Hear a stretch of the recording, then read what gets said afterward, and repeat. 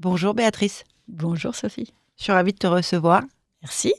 On va démarrer, je vais te dire ce que j'ai trouvé sur toi sur ChatGPT en demandant ta bio et tu nous diras après si c'est juste.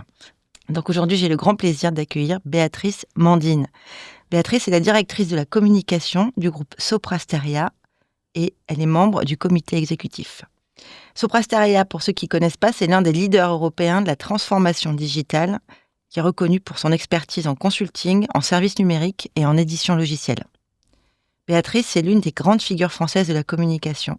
Elle est diplômée de l'École supérieure de journalisme de Paris et de l'Institut des hautes études internationales, où elle a débuté sa carrière, notamment au Figaro, à Marie-Claire et à la 5.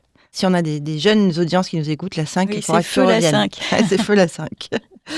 Ensuite, elle rejoint France Télécom, puis Orange, où elle passera plus de 20 ans.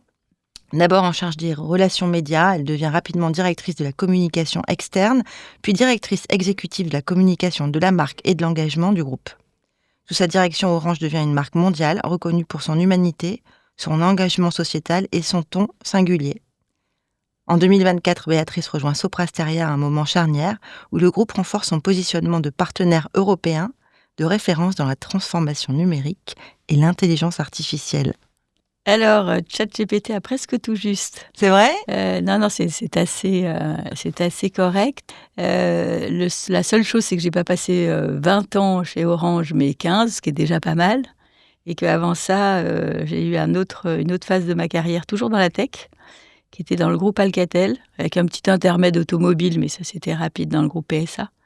Mais globalement, j'ai commencé ma carrière assez directement dans l'entreprise. Et puis, c'était déjà la tech avec Alcatel. Alcatel, c'était quelle période ? C'était le tout début de ma carrière de 90-92 à 2000. D'accord. J'ai un peu connu, on en reparlera. Et est-ce que maintenant, tu peux, toi, te présenter ? Parce que là, c'est la présentation un peu officielle qui vient de ce qu'on trouve sur toi sur Internet. Alors, moi, j'ai l'habitude de dire que j'ai une formation de journaliste, je le rappelle, pas juste pour la petite histoire, parce qu'en fait, moi, mon intérêt, c'est l'actualité, les news, l'information. Et mon talent, si j'en ai un, c'est la pédagogie et expliquer ou argumenter quelque chose. Et donc, j'ai toujours besoin de savoir, j'ai cette curiosité qui fait que j'ai toujours besoin de me mettre au courant de tout et je peux pas me coucher le soir sans savoir ce qui s'est passé pendant la journée dans le reste du monde. Donc, c'est ça qui m'anime. Et après, mon engagement dans l'entreprise tient au fait que une des choses qui me passionne toujours, c'est le management. C'est embarquer des équipes, c'est essayer de les aligner sur un projet collectif. C'est très ingrat comme occupation. J'ai beaucoup aujourd'hui de mes camarades qui disent qu'ils n'en peuvent plus du management. C'est compliqué aussi parce que y a des générations successives et il y a un rapport au travail qui devient vraiment très différent d'une génération à l'autre. Mais c'est absolument passionnant et parce que c'est compliqué, quand on y arrive, c'est sympa. Et voilà. Alors, est-ce que tu peux nous raconter comment tu es passée justement de ce monde du journalisme à ce monde de la tech, tu l'évoquais tout à l'heure. Alors le parcours des études de journalisme, on fait beaucoup de stages, donc j'ai beaucoup travaillé dans des rédactions très classiquement. Tu as parlé du Figaro, effectivement, j'ai aussi bossé dans un canard qui était hyper sympa, qui s'appelait Transfac, chez Marie-Claire, des choses très différentes à la télévision. Donc Feu la 5, parce que la télévision de l'époque, c'était l'époque Berlusconi. Donc, début des années 80, c'est ça ? Oui, c'était un peu la fin. C'était même tout à fait la fin de la 5. Et donc, ça tournait beaucoup avec des stagiaires. Donc, on était très sollicités. Il n'y avait pas beaucoup de moyens. Et ça a mal fini, mais c'était assez excitant et assez sympa parce que du coup, on avait très jeunes beaucoup d'autonomie et on faisait tourner quand même le journal de la mi-journée. Donc, c'était C'était assez sympa. Voilà, donc la télévision, j'ai fait beaucoup de presse en fait, et j'ai croisé une opportunité qui était à l'époque de rentrer dans un groupe qui s'appelait la Compagnie Générale d'Électricité Ok. pour faire du journalisme d'entreprise. Et j'ai adoré l'environnement en fait de la Compagnie Générale d'Électricité, changé de nom et pour s'appeler Alcatel-Alstom, puis Alcatel, et puis aujourd'hui malheureusement c'est une forme de naufrage industriel puisque ça a disparu aussi. Voilà, il reste des petits bouts à droite à gauche. On le raconte pas beaucoup. C'est vrai qu'on parle souvent des chutes d'un Nokia, d'un Kodak, mais Alcatel, finalement, c'était quand même un grand fleuron français. Surtout que c'était Alcatel-Alstom, donc il faut imaginer qu'aujourd'hui, c'était Alcatel dans les télécoms, c'était l'énergie avec Alstom, c'était les transports, c'est le TGV. Donc, il en reste certains bouts. Parce que ça s'est d'abord concentré sur les télécoms à un très mauvais moment, où il y a eu l'explosion de la bulle mobile, puis Internet. Et du coup, ce groupe qui avait plein de cycles différents, puisque c'était télécom, énergie, transport, c'est un peu l'équivalent français de Siemens, n'était plus armé pour assumer ces retournements de marché. Donc déjà, chez Alcatel, qu'est-ce que tu as fait? Donc, tu étais rentrée pour faire du journalisme interne. Au début, j'étais du coup à la com interne, puisque assez rapidement, comme j'ai un peu le virus de l'actualité, je suis passée au service de presse, puis du service de presse au corporate. Après, je suis allée prendre la direction de la com d'une BU qui faisait, d'une business unit qui faisait des terminaux Internet. C'était l'ancêtre de l'iPhone. Ça, c'était hyper sympa parce qu'on a fait le tour du monde pour essayer de vendre ce concept. Et à l'époque, on avait eu raison un peu avant tout le monde, mais trop tôt. Donc, ça marche pas. Mais c'était extrêmement enthousiasmant. Et puis, j'ai rejoint, grâce à ce virage, la partie grand public d'Alcatel.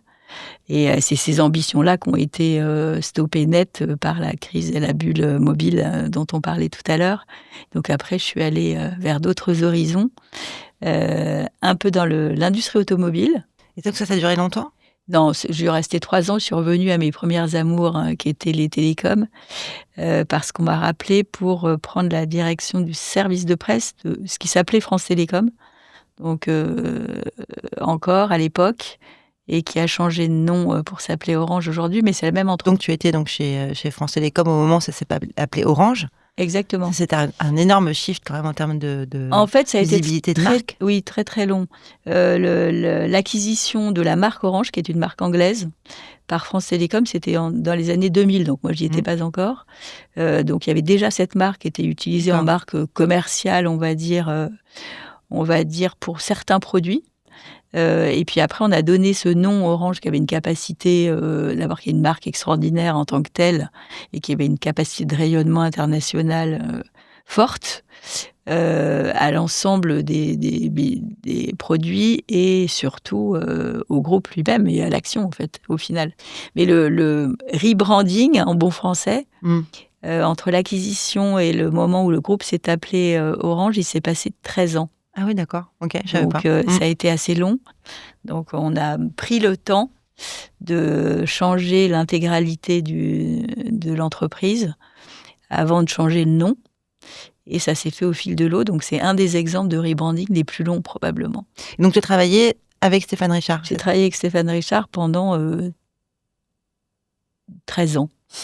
Et alors, comment c'est de travailler avec Stéphane Richard?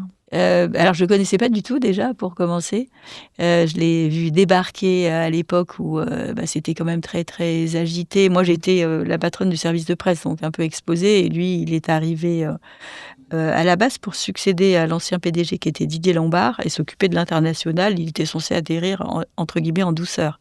Bon, compte tenu de l'actualité de la crise sociale, ça s'est tout à fait accéléré. Moi, j'ai adoré travailler avec Stéphane parce que c'est à la fois quelqu'un d'extrêmement courtois, ce qui est quand même pas désagréable au day-to-day, c'est-à-dire que ça fait partie des patrons qui ne haussent jamais le ton. Ça veut pas dire qu'il n'a pas d'autre moyen de nous faire passer les messages quand il n'est pas content. Mais ça reste un patron. Voilà, ça reste un patron, mais souvent on s'amusait au Comex parce qu'on disait là, il a haussé les sourcils, waouh, il est d'une humeur de chien. Au quotidien, c'est quand même assez agréable d'avoir quelqu'un qui a une stabilité émotionnelle forte. Ce qu'on doit tous avoir au bureau, normalement. Et puis après, il quelqu'un qui a énormément de réseaux, un carnet d'adresses incroyable, qui a construit un COMEX qui était de haute volée. Et donc, c'était des vraies personnalités. Donc, c'était pas simple tous les jours, mais c'était aussi agréable de travailler dans cet environnement-là. Et puis, je disais qu'il a fait 3 mandats. Donc, un premier qui était vraiment de l'apaisement social. Après, il y en a eu un autre qui était plutôt du développement international. Et là, on a fait beaucoup de rebranding. On a fait rayonner la marque Orange dans le monde. Et puis, le troisième, c'était plutôt de la diversification. Et c'est à ce moment-là qu'on a fait de la télé, des chaînes de foot, des chaînes de cinéma, séries, même de la banque, de l'assurance, de la cybersécurité. Donc des grandes périodes de diversification en fait du métier de l'opérateur télécom. Voilà. Et maintenant, je suis restée dans les télécoms, dans la tech, on va dire. Pas les télécoms, mais la tech, puisque je dois avoir ce goût pour cela. Avec une aventure qui est bien différente, qui était de construire une image à Sopra Steria, qui est un groupe qui fait plus de 50 000 personnes à l'échelle de l'Europe et qui est très peu connu. Ça tient à son ADN, à son histoire, parce que c'est une boîte qui a été créée en 68 par un monsieur qui s'appelle Pierre Pasquier et qui est toujours le président non-exec de l'entreprise. Évidemment l'actionnaire, et qui est plutôt dans une tradition de vivons heureux, vivons cachés. Sauf que maintenant, on est devenu très gros, donc c'est compliqué, ne serait-ce que pour développer une forme de fierté d'appartenance et une image employeur et une attractivité dans ce monde qui est très concurrentiel. C'est important de construire une image et de structurer aussi un groupe, puisque c'est un secteur d'activité dans lequel il y a énormément très fragmenté.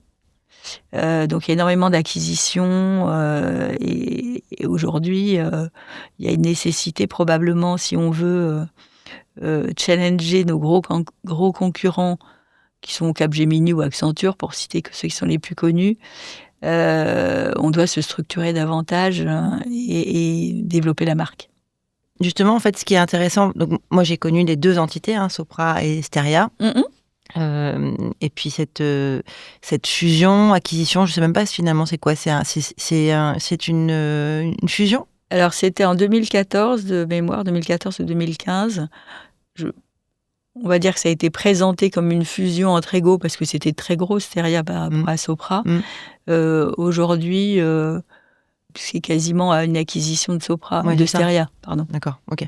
La culture qui reste prédominante, c'est la culture originale de Sopra. Oui, mais parce que c'est le fondateur. Bien sûr.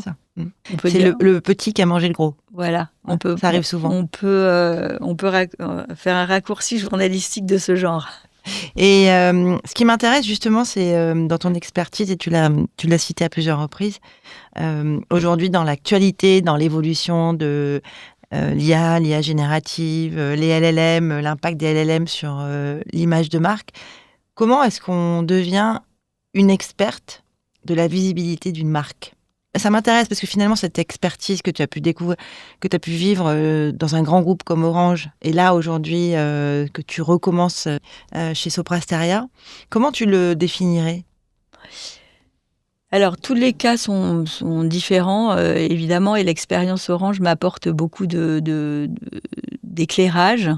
En arrivant chez Orange, j'ai découvert ce que c'était qu'une culture de marque très forte, même si c'était une marque anglaise acquise. Il y avait une forme de consensus dans le groupe assez spontané sur la valeur de la marque. Et en tant que directrice de la com et de la marque, c'est un atout de soft power incroyable. Tu as parlé tout à l'heure de Stéphane Richard, je pense que ça tient aussi à une combinaison de style managérial, puisque Stéphane, c'est pas du tout un PDG autoritaire. Donc, il a aussi ressenti assez spontanément qu'avec la marque, c'était un outil de cohésion du groupe et donc, encore une fois, de soft power important. Et donc, on a développé beaucoup cette marque-là, qui était, et la chance que j'ai eue, c'était qu'elle était, depuis le départ, très bien structurée. J'entends par là, comme elle avait été acquise, elle est hébergée dans une entité en Angleterre, avec un board, on ne fait pas n'importe quoi. C'est une marque qui était enregistrée dans les comptes de l'entreprise. Donc, il y a 2 types de marques. Il y a des marques qui ont été créées sur le tas. Je pense spontanément des marques iconiques comme Michelin. Mhm. Donc, n'ont jamais été déposées, en fait. Enfin, elles sont déposées, elles sont protégées, mais elles ne sont pas dans les comptes de l'entreprise. C'est pas un actif de l'entreprise. Et dans le cas d'Orange, c'était le cas, puisque ça avait été acquis en 2000. Et donc, ça me donnait quand même une part de voix importante, notamment avec mon camarade directeur financier, puisque les règles comptables aujourd'hui d'une entreprise font qu'on évalue les assets de l'entreprise, dont la marque, si elle est référencée dans les books, et que par là même, j'avais un levier pour expliquer à mes petits camarades de la finance qu'il fallait faire attention à bien nourrir cette marque, la faire rayonner. Je disais tout à l'heure qu'il y a eu une phase où on a beaucoup fait de rebranding dans le groupe, et c'était suite à un constat, parce que la vie de l'entreprise fait qu'on rentre, on sort de marché, donc on était plutôt sorti de marché, et donc on avait réduit l'exposition de la marque Orange, notamment on est sorti d'Angleterre, ce qui était le berceau de la marque Orange, en termes d'activité grand public, j'entends. Et du coup, ça a impacté immédiatement la valeur intrinsèque de la marque Orange dans nos livres. Et donc là, moi, j'ai levé la main et j'ai dit là, warning, il faut reprendre, il faut redynamiser cette marque. Et ça fait en sorte que souvent on dit que les DIRCOM ou sont un peu des animaux à part dans les COMEX. Là, on parle le même langage. Parce qu'en fait, le directeur financier, il comprend bien qu'il n'a pas du tout envie de passer un impairment sur la valeur de la marque. Donc, on n'a pas fait que pour ça. Je veux dire, ça aide à parler la même langue, en fait. Donc ça, c'est mon expérience Orange. Après, quand je suis sortie d'Orange, j'avais envie de faire autre chose. Et là, c'est le challenge de Soprasteria qui m'a intéressée, parce que comme c'est une marque méconnue, en gros, il y a tout à faire. En fait, c'est connu du B2B tech, mais dès qu'on sort du B2B tech, effectivement, je suis pas sûre que... C'est vrai. Après, même dans le B2B, enfin, si on regarde les marques B2B aujourd'hui, c'est celles qui investissent le plus dans leur marque. C'est pas la pente qu'a choisi Soprasteria jusqu'à maintenant. Donc, même vis-à-vis de ses pairs en B2B, il y a une forme de déficit d'investissement et de saupoudrage aussi, puisque c'est un groupe qui est lui-même très décentralisé, très déstructuré. Donc, c'est cette aventure-là auquel j'ai été contente de venir de rejoindre pour contribuer à valoriser et la marque et la structuration du groupe. Et alors, en quoi aujourd'hui... on va dire qu'un partenaire comme Adobe peut aider justement dans la visibilité de cette marque, dans la contribution de l'image de marque de Soprasteria. C'est intéressant de faire le pont comme ça. Par le petit bout de la lorgnette, on va dire, ce qui manque à la marque Soprasteria, c'est d'avoir une vitrine pour rayonner à l'échelle de l'Europe, puisque on l'a dit tout à l'heure, le territoire d'expression de Soprasteria, c'est l'Europe. Aujourd'hui, il y avait, on va dire, un assemblage de plein de petits sites plus ou moins obsolètes techniquement, et il m'est apparu évident que la première marche, si on voulait faire quoi que ce soit, c'était d'unifier l'image, d'une part, à l'échelle de l'Europe, pour qu'on se présente tous de la même manière, et qu'on améliore en fait la performance technologique de la plateforme elle-même, pour pouvoir bénéficier d'outils de marketing à la page, on va dire. C'est exactement ce qu'on est allé chercher avec la plateforme Adobe. Donc, on a fait très classiquement un appel d'offres et on est arrivé chez Adobe. C'est la conclusion simple, mais avec vraiment un consensus en interne de l'ensemble des entités et des marcoms pour ce qui me concerne, sur le fait qu'il fallait quand même qu'on travaille à unifier l'image d'une part et à améliorer, à upgrader la performance technologique de la plateforme elle-même, parce que ça aide à tout.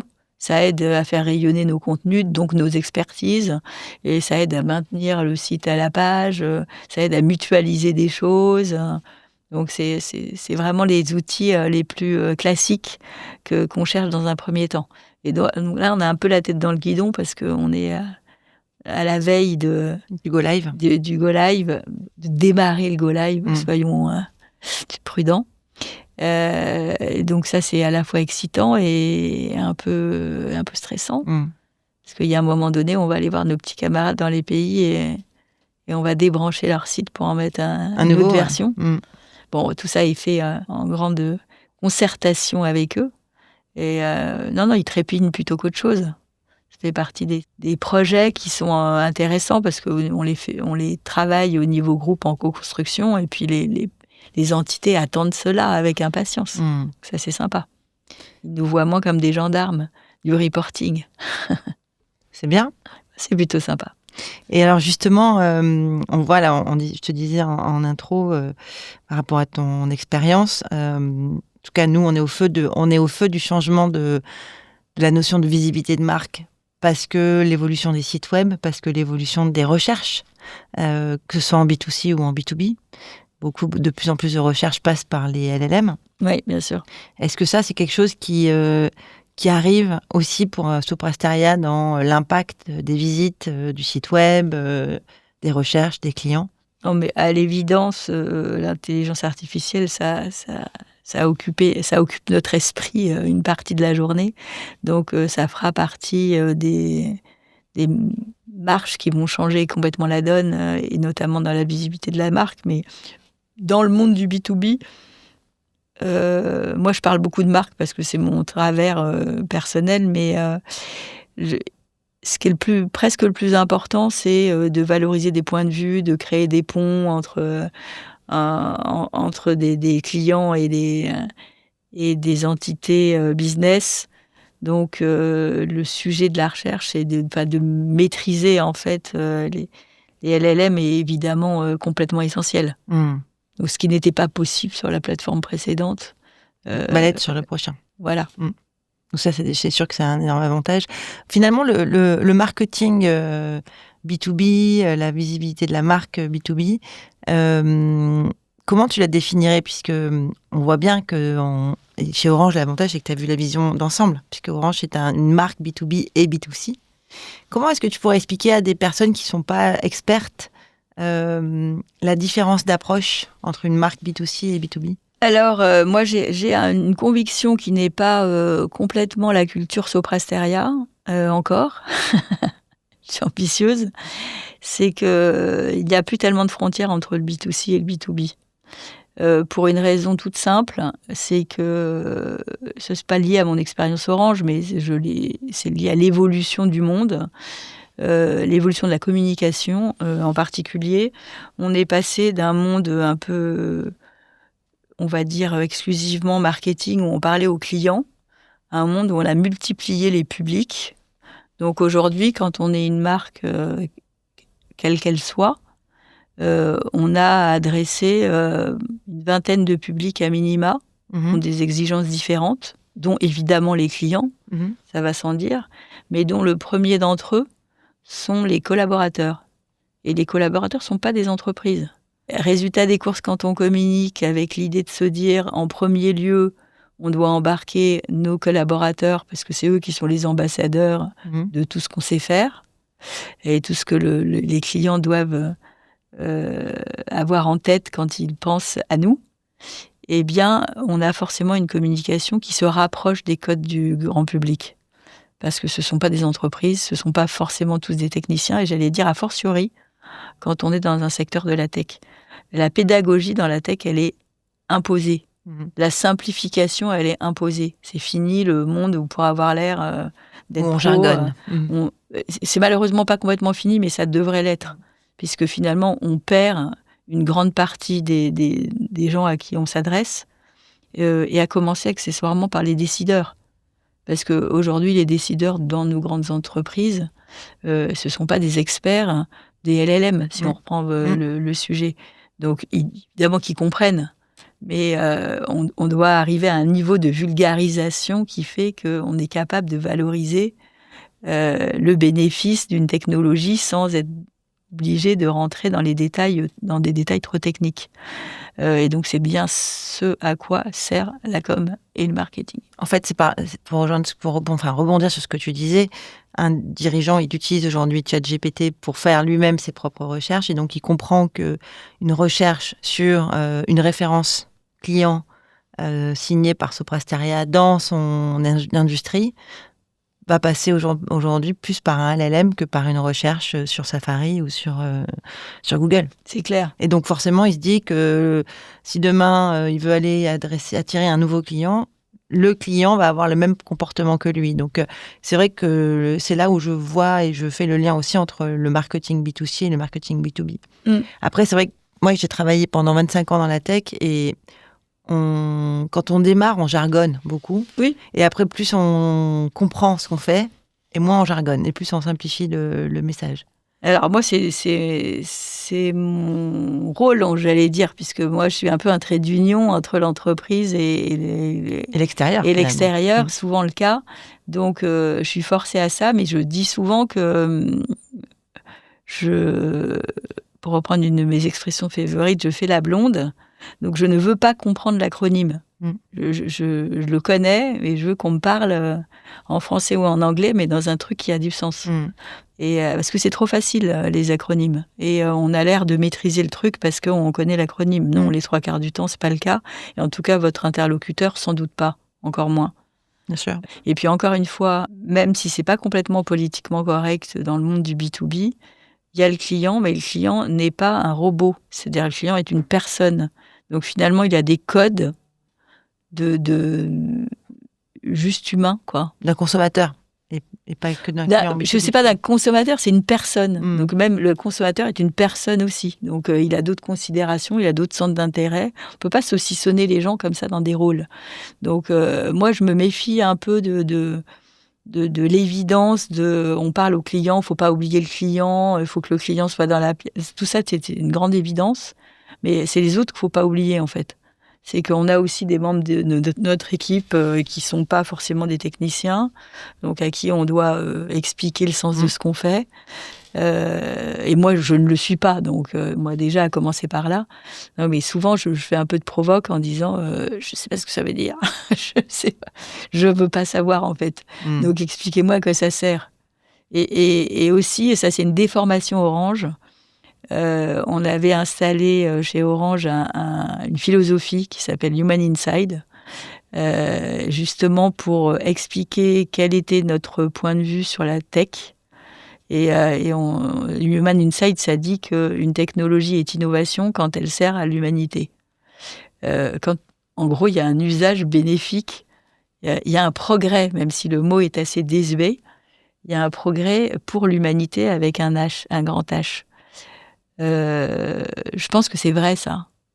C'est-à-dire qu'on est dans un monde où il y a tellement de profusion de tout qu'on ne peut pas maîtriser ou avoir l'assurance de maîtriser les évolutions technologiques. Et ce qui est plus important que la technologie elle-même est importante dans les labos, évidemment. Mais c'est de donner à voir les usages que ça permet. Donc, c'est aussi simple que ça.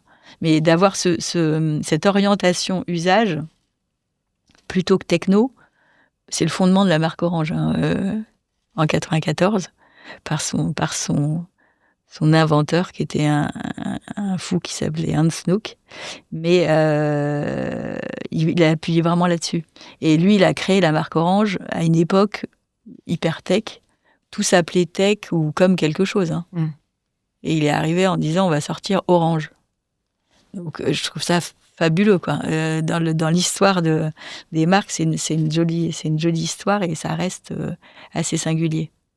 Il y a un partenariat qu'on a avec une entreprise qui s'appelle Interbrand, enfin une entreprise, un concept. Et j'aime bien regarder justement chaque année les marques qui ressortent et le classement et tout le travail qui a été fait par ces marques pour gagner 1 point, 2 points de classement. Et je pense que ça aussi, ça évolue beaucoup. On est pas mal en ce moment occupé par justement, évidemment, sur la partie contenu, puisque c'est quand même notre, on va dire là où on est fort et là où on est leader, sur la notion de brand control. Et je voulais avoir ton avis là-dessus, puisque avec l'explosion de l'IA générative, en particulier sur l'image, revient sur la scène notion de propriété intellectuelle, revient sur la scène de la notion que tout le monde veut créer du contenu. Et donc, quand je dis tout le monde, c'est les collaborateurs, ils peuvent créer des vidéos, ils peuvent créer eux-mêmes du contenu de façon ultra simple. Comment, selon toi, on va réussir à contrôler la marque par rapport à ce que Il y a un peu deux niveaux de contrôle. C'est-à-dire qu'effectivement, dès qu'une marque est exposée, elle est détournée et tout ce qui touche à la fraude est préoccupant, mais c'est pas seulement depuis l'IA générative. Non, ça c'était avant. Ça s'est bien aggravé maintenant parce que c'est encore plus facile. Il y a moins de barrières à l'entrée pour créer des fakes. Mais néanmoins, ça, en termes de contrôle ou de brand control, c'est un sujet sur lequel on était très à la pointe et sur lequel moi j'ai beaucoup travaillé à la sensibilisation et au bon sens, parce que oui, quand on est en charge d'une marque comme Orange à l'époque, on peut avoir des moyens de contrôle, mais il faut aussi sensibiliser les audiences au fait que on peut vous écrire, on peut vous usurper votre identité, on peut vous usurper de l'argent, et qu'il y a des comportements qui doivent vous alerter si on vous vend un truc. On avait même fait des campagnes à une époque en disant si on vous promet un forfait 6G qui n'existe pas à 0 €, c'est qu'il y a un loup. Donc d'une certaine manière, ne soyez pas naïfs sur ce qu'on peut vous présenter. Donc il y a ce côté-là anti-fraude, on va dire. Et puis après, il y a par habitude, souvent les directeurs de marque sont un peu trop stricts dans la capacité à utiliser leur marque en interne. Moi, je fais partie des gens qui sont plutôt souples en disant il faut tester des trucs du moment que c'est coordonné, il n'y a aucun problème. Et puis finalement, une marque, ça doit vivre. Pour la petite histoire, quand j'ai pris mon job chez Orange, le poste de DIRCOM, les équipes de marque étaient à Londres et on les appelait les Talibrands. Et pourquoi on les appelait comme ça ? Parce qu'ils étaient tellement des puristes du branding qu'à chaque fois qu'on leur demandait quoi que ce soit, c'était non. Donc rien n'était jamais autorisé. C'est affreux. Donc le premier truc que j'ai dit, c'est qu'on soit très clair, dans un groupe comme le nôtre, on est 150 000 personnes dans le monde. Si à chaque fois qu'on vous pose une question, c'est non, on va juste plus vous poser la question. Donc, vous êtes bypassé et vous servirez plus à rien. Et donc, ça s'est un peu assoupli. Donc, il y a des règles qui sont immuables et puis il y a d'autres trucs sur lesquels on peut faire des expériences, du moment, encore une fois, qu'elles sont coordonnées avec la direction de la marque, puisque c'est nous qui sommes responsables des choses. Donc, je suis plutôt dans cette orientation-là, parce que je pense que ça doit bouger. L'histoire de l'intelligence artificielle, ça chamboule tout, parce que, encore une fois, ça donne des outils ultra puissants. Je pense qu'il faut, encore une fois, il faut faire de la pédagogie. C'est-à-dire qu'il faut expliquer aux gens ce qu'on est capable de faire à partir de ces nouveaux outils d'IA générative, avec des petits modules ou des petites vidéos très simples pour les alerter. Et quand on est éduqué à ça, tout d'un coup, on est plus clairvoyant pour savoir ce qui est important ou pas. Après, c'est par l'affirmation d'une voix officielle que aussi c'est en renforçant la voix officielle d'une marque qu'on lutte aussi contre les fakes. Mais c'est un vrai sujet. Enfin, c'est un sujet qui nous préoccupe tous. Parce qu'il y a toute la notion... Tout à l'heure, tu disais que les collaborateurs font partie finalement de promouvoir l'image de marque. On voit qu'on est depuis, on va dire, 5 ans dans un monde où tous les utilisateurs ont envie de créer du contenu. Notion de...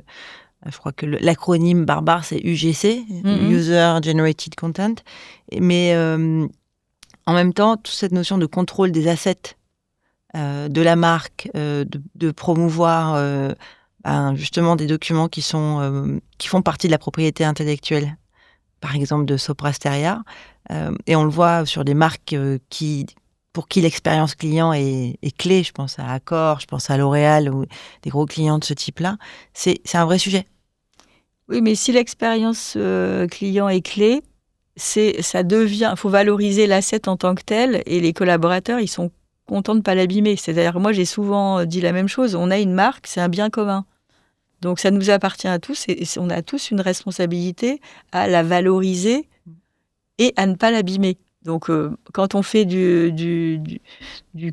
cadrage de marque ou des chartes ou des consignes sur ce qu'on doit faire ou pas sur une marque, c'est pas juste pour le plaisir d'être gendarme. D'ailleurs, c'est rarement un plaisir. C'est aussi parce que on a la responsabilité de la valeur de cette marque.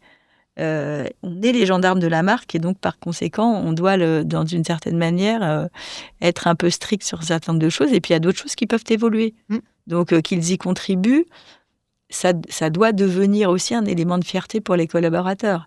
C'est pas simplement que les collaborateurs, pour moi, ils font partie de la valeur de la marque ou du rayonnement de la marque. C'est qu'ils doivent y trouver une forme de fierté et donc de protection naturelle de cet asset commun.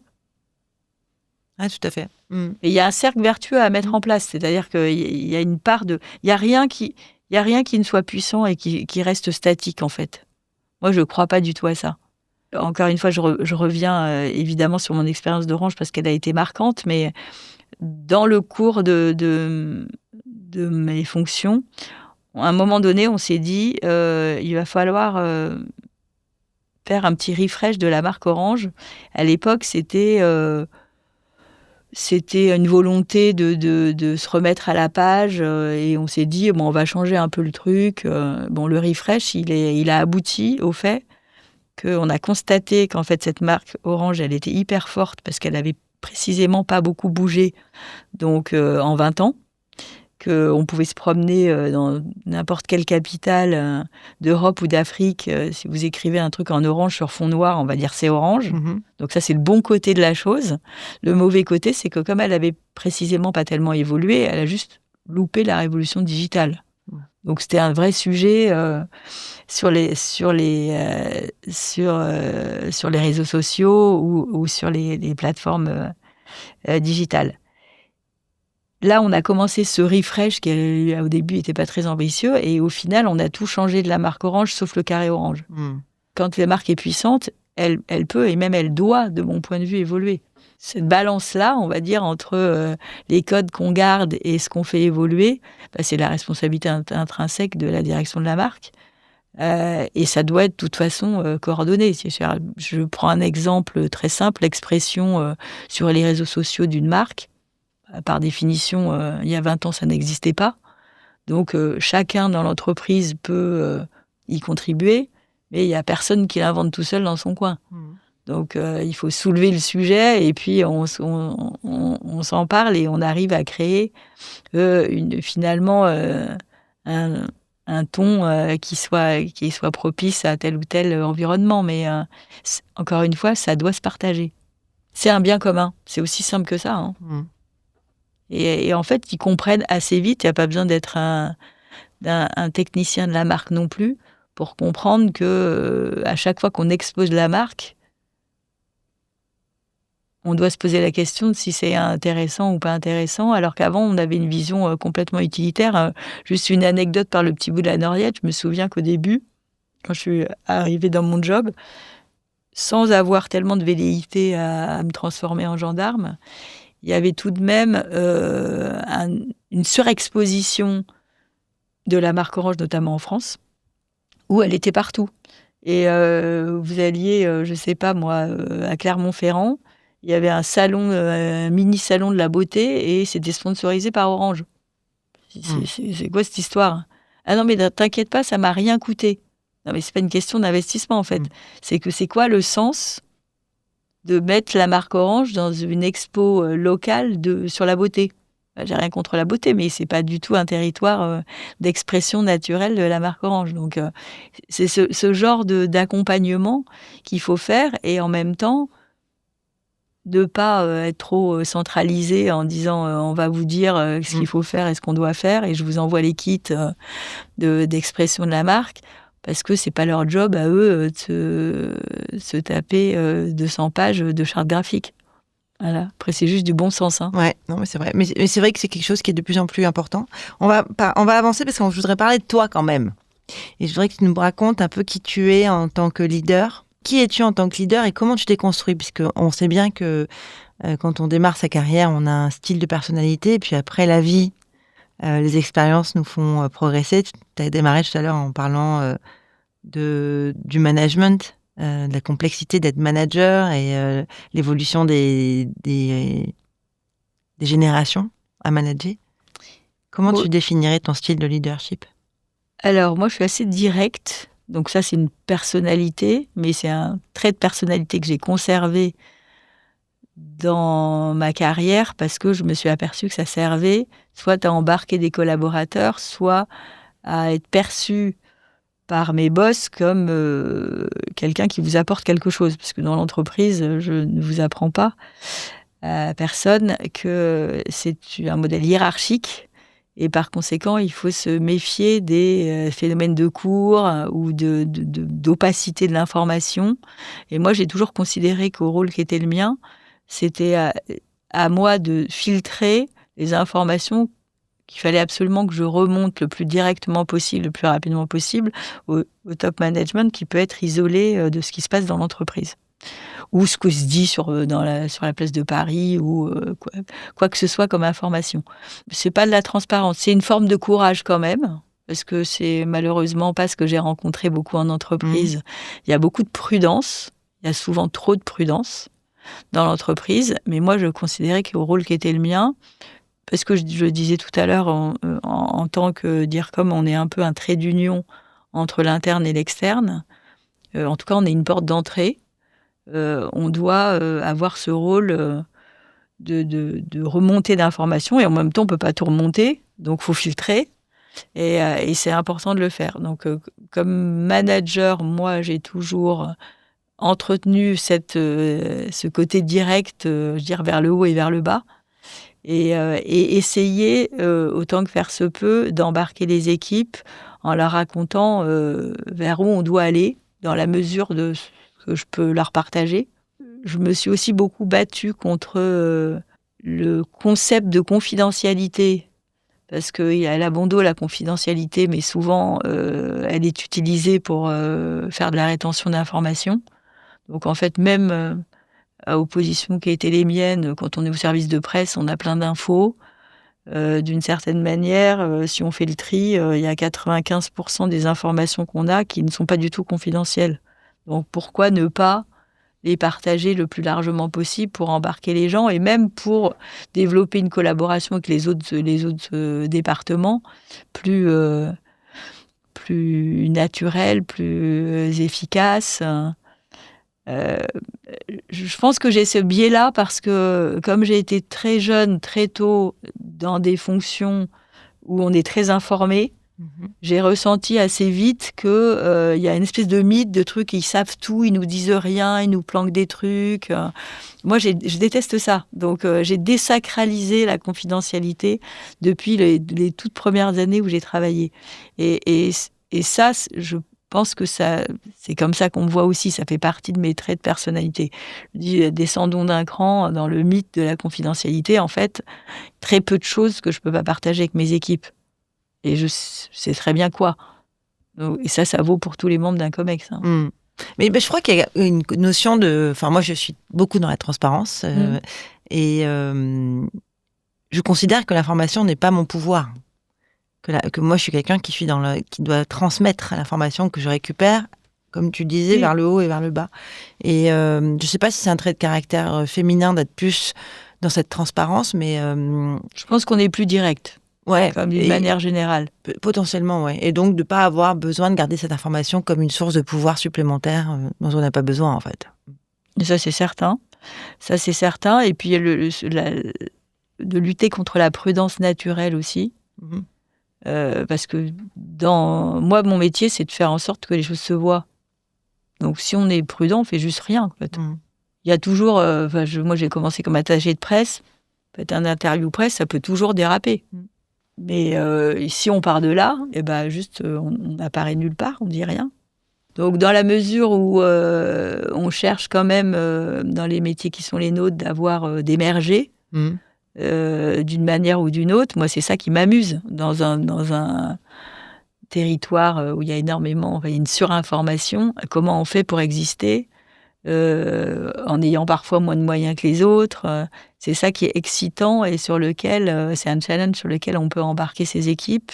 Donc voilà, moi je suis anti mythe de la confidentialité, anti prudence excessive dans mes traits de personnalité, parce qu'en 15 ans de Comex, j'ai fait quelques exercices de tests de personnalité. Je suis aussi quelqu'un de très optimiste. Ça ne veut pas dire qu'on est naïf, ce que je dis tous les jours, mais ça veut dire que s'il y a 10% de chances que ça marche, j'ai envie de tester. Après, il y a des moments où on se résigne, il y a des moments... Le collectif est important aussi, parce que c'est aussi la force d'une équipe de pouvoir lancer des trucs et puis de recadrer pour parfois être plus prudent que je ne le serais spontanément. Mais moi, je trouve que c'est formidable. C'est formidable si on arrive à orchestrer une réflexion intelligente, on peut faire des choses super, même dans des environnements contraints. Et alors justement, pour un peu conclure dans cette notion d'impact, en fait c'est ça le mot derrière que j'entendais, que je ressentais. Est-ce que tu as eu des modèles, parce que on a quelques années d'écart, on doit avoir 5-6 ans d'écart. Moi, je dis souvent que j'ai eu du mal à trouver des femmes rôle modèles quand j'ai démarré ma carrière de dirigeante. Je présume que toi, c'est pareil, qu'il y avait beaucoup d'hommes modèles. Mais est-ce que tu as eu des personnes comme ça qui t'ont marqué? On a parlé de Stéphane Richard, évidemment. Alors, j'ai quand même eu des modèles, au sens où j'avais une DIRCOM qui était ma boss à un moment, qui s'appelle Caroline Mille, qui m'a beaucoup appris, parce qu'elle connaissait très bien ce métier. C'est une femme extrêmement courageuse, elle bosse plus maintenant. On était un peu différentes quand même, parce qu'on n'a pas la même génération. Et elle, ça fait partie de ces femmes, notamment sur la cause féminine, extrêmement militantes. Moi, je suis arrivée derrière. Je dois dire que ça m'a un peu fatiguée, cette histoire de cercle de femmes. Et j'ai dit souvent à Caroline, d'ailleurs, oui, je viendrai dans tes trucs le jour où il y aura des hommes. Parce que maintenant, ça a beaucoup évolué. Mais elles étaient d'une autre génération. C'était très activiste à l'époque. Exactement. Beaucoup plus militante. Et comme les rôles modèles femmes qu'on avait, elles étaient toutes un peu sur le même moule. Moi, au début, je me suis un peu décalée de ça. Ça me fatiguait un peu. J'aimais bien leur professionnalisme, mais je me sentais pas du tout, je les voyais pas du tout comme modèles. Depuis, j'ai un peu changé mon fusil d'épaule. Je dois dire que la prise de conscience, elle est quand je suis rentrée au Comex d'Orange, parce que là, on peut plus dire... moi, j'y suis arrivée, maintenant les autres, démerdez-vous, si je peux me permettre de parler trivialement. Et donc, je me suis aussi aperçue, parce que j'avais un peu plus de recul, qu'on n'est pas tous armés de la même manière en termes de personnalité. Moi, j'ai été élevée par un père qui était officier de marine. J'étais la seule fille de toute une famille. J'ai été élevée comme un garçon. Donc, je n'ai pas ça ne change rien que je parle à un homme ou une femme. Pour moi, c'est exactement pareil. J'ai pas ce concept en tête. En revanche, il y en a d'autres qui ont d'autres traits de personnalité ou d'autres parcours, et que probablement qu'il faut les accompagner. Et donc, je me suis beaucoup investie à ce moment-là dans le mentoring pour expliquer que oui, c'est possible. Il faut le faire et que c'est possible. Parce qu'en fait, ce dont on se rend compte, c'est au-delà du comportement macho de certains hommes, qui est quand même de moins en moins le cas, mais il y a aussi beaucoup de femmes qui s'autocensurent. C'est là-dessus qu'il faut travailler. Moi, c'est là-dessus que j'ai travaillé dans l'autre sens. Donc ça, c'était pour les modèles. Et puis, j'ai perdu le fil de ce que je voulais dire. Non, mais en fait, c'était exactement ça, le fil. L'objectif de ce podcast, c'est évidemment de donner, de faire résonner certaines idées dans l'évolution de la com ou du marketing, mais aussi pour donner aux femmes des rôles modèles, justement, de quelle a été ta carrière, par où t'es passée, c'est ce que t'as expliqué, et comment on vit là-dedans et comment on évolue. Et parce que souvent on dit qu'on manque d'exemples. par rapport aux personnalités. Oui. Après, il faut pas décrire un truc. Moi, je l'ai raconté 10 fois l'histoire. J'ai eu 3 enfants. À chaque fois que je suis rentrée de congé de maternité, on m'avait piqué la moitié de mon boulot. Donc, je me suis aussi beaucoup battue pour m'imposer. J'ai pas de problème à faire face à cela. Ça évolue quand même positivement aussi parce qu'il y a beaucoup de dirigeants hommes qui se saisissent de ce sujet-là et pas juste pour la galerie, qui y croient vraiment. Stéphane Richard en était un, qui s'est beaucoup entouré de femmes et il a beaucoup travaillé cette cause-là. Et ce qu'on voit, c'est que dès qu'on relâche l'effort, les chiffres descendent. Donc, oui, ça reste un sujet de préoccupation en termes de management. C'est le cas chez Soprasteria aussi. Et d'ailleurs, c'est le cas globalement dans la tech. Il n'y a pas assez de femmes dans la tech. Donc, il faut prendre aussi le problème à la source. Moi, je regrette. On avait un programme chez Alcatel, déjà, qui était assez génial et où on allait expliquer à des petites filles l'intérêt des carrières scientifiques. Mais ça part de là. Parce qu'en fait, on s'aperçoit qu'on est perd au fil de l'évolution dans la scolarité puis les études. Et donc, il y a aussi un réservoir, quand on est dans une entreprise tech aujourd'hui, qui est plus faible en femmes qu'en hommes, quand on cherche des postes à pourvoir. Bien sûr. Bon, c'est une belle conclusion de se dire que... Faut pas relâcher l'effort. Il faut pas relâcher l'effort, que les programmes Women in Tech ont démarré chez Alcatel dans les années 90 et que 35 ans plus tard, il y a toujours des programmes de Women in Tech. Je crois qu'il y a le Women Forum en ce moment. Oui. Et donc, ça veut dire qu'il faut continuer à promouvoir des personnalités différentes, même dans la tech. Surtout dans la tech. Merci beaucoup Béatrice pour ce moment. Merci Sophie. J'espère que tu as passé un bon moment, comme nous on a passé un bon moment avec toi. C'est une conversation très, très enrichissante. Merci. Merci beaucoup.